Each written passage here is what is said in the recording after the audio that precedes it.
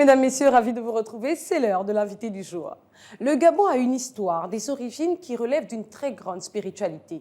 À travers ces distinctions, plusieurs ethnies constituent la particularité de ce beau pays. Parmi elles, les Mpongwe. Pour aborder les questions autour de ces tribus, nous recevons Edmond Fabrice Wandegno Lopez. Il est le secrétaire général de la Fédération Mpongwe Alouani. Bienvenue sur ce plateau. Merci, madame.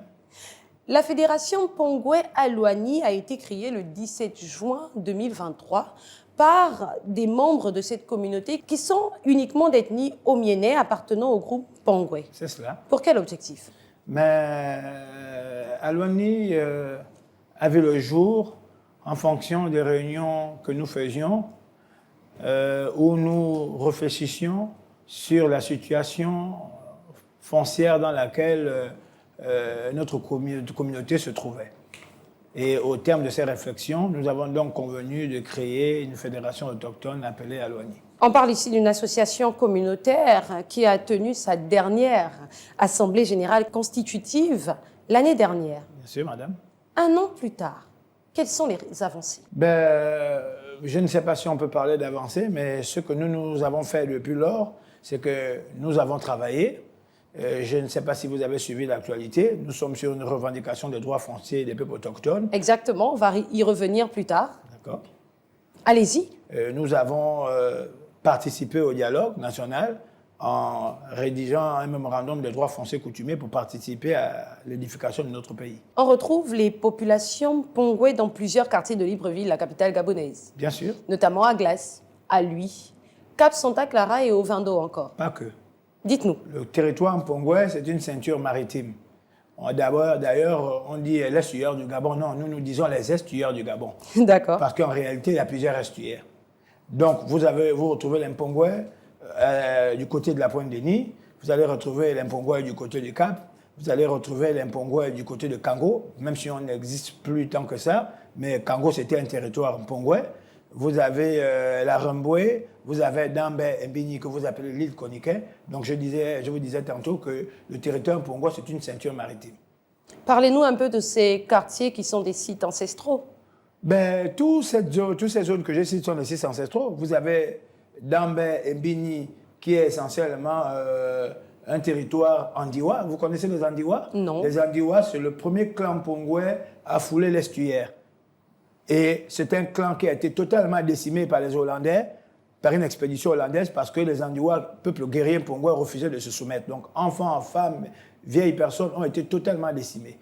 Ensuite, vous avez naturellement Glace, Louis, Toulon, plein Niger, qui sont des bastions Mpongwe que vous connaissez. Oui. Mais il y a aussi le Cap, qui est aussi, il y a Kwengo et Owenje, où nos aïeux y demeuraient. Aujourd'hui, c'est beaucoup plus les Sekani et les Benga qui y sont. Vous avez le Cap, plutôt vous avez Kango. Kango qui est un nom mienais, qui veut dire l'odeur, parce que quand nos parents y allaient, avant qu'il y ait toute cette agglomération, nos parents observaient qu'il y avait une très forte odeur de sel. Donc ils ont dit, nous, Kango, donc ici, il y a une très forte odeur.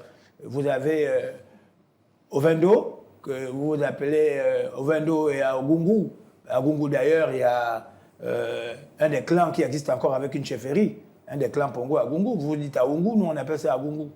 Donc il y a pas mal de quartiers comme ça. Il y a les Akébé qui était aussi un bastion Pongwe de l'époque. Donc voilà en gros ce que je peux dire là-dessus. Et du côté de la Pointe-Denis, on en parle? Oui, naturellement, la Pointe-Denis que nous appelons Chantoin, c'est vraiment un terroir Pongwe. Ça, c'est sans conteste. Vous dénoncez la perte de terrains ancestraux. On revient donc sur la déclaration. Oui. Notamment les droits fonciers coutumiers des peuples autochtones Mpongwe. Pas que. Dites-nous, quelles démarches administratives avez-vous entrepris et quels ont été les recours? Mais avant d'arriver aux démarches, il faut expliquer aux téléspectateurs qui nous écoutent, parce que c'est des débats que nous avons eus sur Facebook, et là, je voudrais dire que les Gabonais ont une méconnaissance, ils ont une grande méconnaissance de la revendication que nous nous posons. Le cas Mpongwe peut être un cas école. La reconnaissance des droits fonciers coutumiers n'est pas que pour les Mpongwe, mais pour toutes les communautés nationales. Puisque chaque communauté nationale a un ancrage territorial. Chaque Gabonais connaît son village. Donc chaque village doit être protégé. Mais avant que de revenir sur les revendications que nous avons posées, il faut expliquer que pourquoi cette revendication? Nous ne sommes pas la première génération chez les Mpongwe qui revendique cette reconnaissance aux droits fonciers coutumiers. Je ne sais pas si vous avez la réminiscence de ce qu'en 1936, le communauté Mpongwe, qui était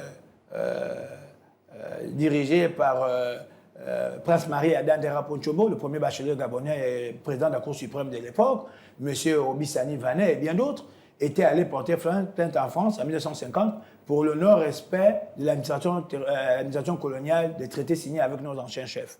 Il va sans dire qu'en 1899, la France s'autoproclame propriétaire du sol, pas qu'au Gabon, mais dans les différentes colonies dont elle avait la même mise.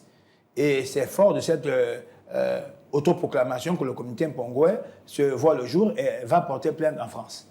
Et donc nous poursuivons cette revendication en disant que lorsque le Gabon est devenu un État en 1958 et indépendant en 1960, les terres qui avaient été captées par la France ont été rétrocédées à l'État gabonais sans pour autant que l'État gabonais fasse l'inventaire de la provenance coutumière, communauté par communauté de ces différentes terres.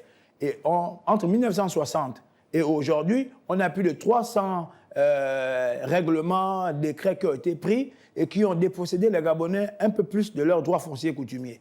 Et donc aujourd'hui, nous disons que le temps est passé, il est venu aujourd'hui qu'il faut qu'il y ait une reconnaissance des droits fonciers coutumiers des peuples autochtones du Gabon, et singulièrement des Mpongwe. Et dans ce cas, quel est le rôle que jouent les chefs coutumiers? Mais les chefs coutumiers, si on remonte plus loin, ils avaient un rôle d'administration du territoire, ils avaient un rôle de régulateur de terre, ils avaient un rôle de gestionnaire de terre, ils avaient un rôle de distributeur de terre.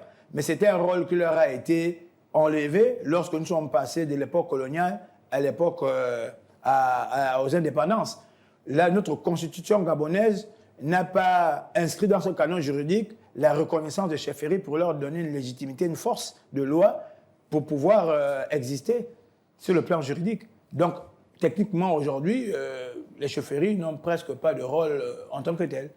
Outre la défense du patrimoine culturel et foncier, comment prenez-vous, au sein de votre fédération, le vivre ensemble intercommunautaire au Gabon? Les Mpongwe sont les plus pacifiques, ou bien l'un des plus pacifiques des peuples du Gabon. Le Mpongwe est celui qui s'est le plus marié avec toutes les communautés nationales. Le Mpongwe est celui qui a en son sein beaucoup d'enfants qui sont issus, d'une part, des communautés étrangères. Donc, nous avons, heureusement ou malheureusement, ouvert ce pays à la modernité, puisque les premiers traités ont été signés avec les chefs traditionnels Mpongwe. Donc, le caractère avenant du Mpongwe n'est pas... il est tout à fait manifeste, il ne se pose plus. On n'a jamais eu de problème ethnique ou à caractère intracommunautaire avec d'autres communautés. Au contraire, on vit avec elles en bonne intelligence. Et en tant que fédération, quelles sont les actions que vous menez à ce jour pour perpétuer les us et coutumes du peuple Mpongwe? Bon, nous avons une association comme Tchalinongo qui fait dans la valorisation de la langue et de la culture Mpongwe. Nous, dans Alouani, on est plus dans la défense aussi du patrimoine culturel, mais dans la défense du patrimoine foncier. Donc voilà, nous, les actions que nous posons. Nous avons donc, en ce moment, une série d'événements. Samedi dernier, nous sommes retrouvés à la Fondation des 4 saisons pour une réunion technique entre nous et pour faire un point de presse à l'endroit de monsieur le chef de l'État, M. Oligui Nguema, pour solliciter non seulement une audience, mais pour lui dire aussi que nous avons des choses à lui proposer, parce que si on ne met pas un terme à cette spéculation foncière, cette surenchère foncière, cette insécurité foncière dans laquelle est plongé l'Mpongwe, à terme, on aura des problèmes ou des conflits à caractère ethnique. Pour rester sur le cas du Gabon, vous êtes informé que l'article 286 du Code pénal indique une peine de 1 an d'emprisonnement en cas d'injure contre une ethnie. Qu'en pensez-vous? Oui, ça participe un peu au vivre ensemble.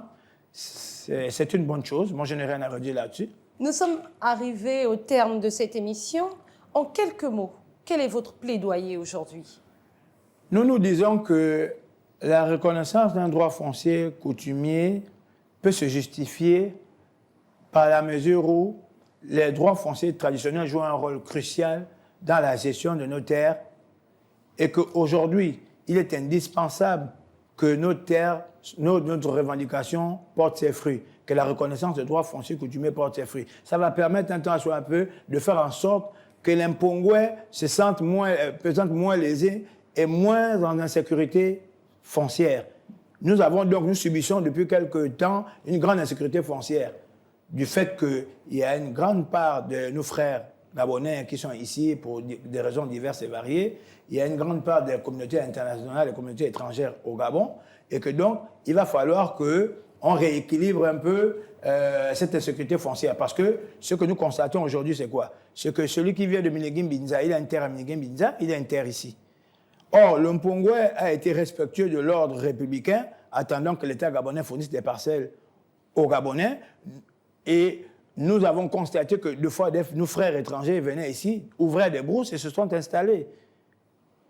Donc aujourd'hui, et puis il y a des grandes entreprises à qui on a donné des terres, il y a l'Église catholique qui a beaucoup de terres, il y a le Conseil islamique. Donc tout ça pose problème aujourd'hui. Et que donc nous attirons les autorités, en tête desquelles le président de la République, pour avoir un échange avec lui, pour lui proposer certaines choses pour réguler cette insécurité foncière. C'est ce que nous disons. Je pense que le message est clair et qu'il est passé. D'accord. C'était un plaisir de vous recevoir sur ce plateau de l'invité du jour. Merci, moi aussi.